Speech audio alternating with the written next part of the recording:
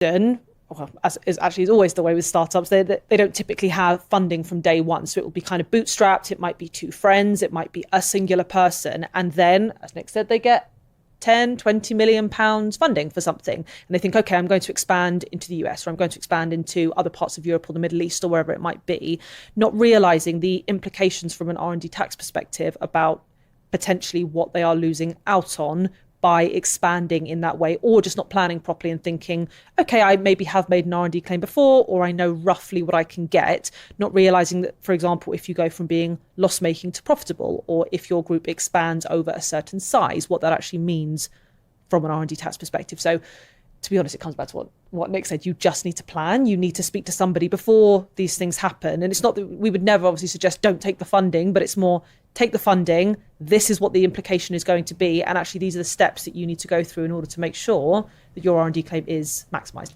I think a relatively small piece of advice at the beginning can really help you to get off in the right direction. It's hard to go back and start unpicking things.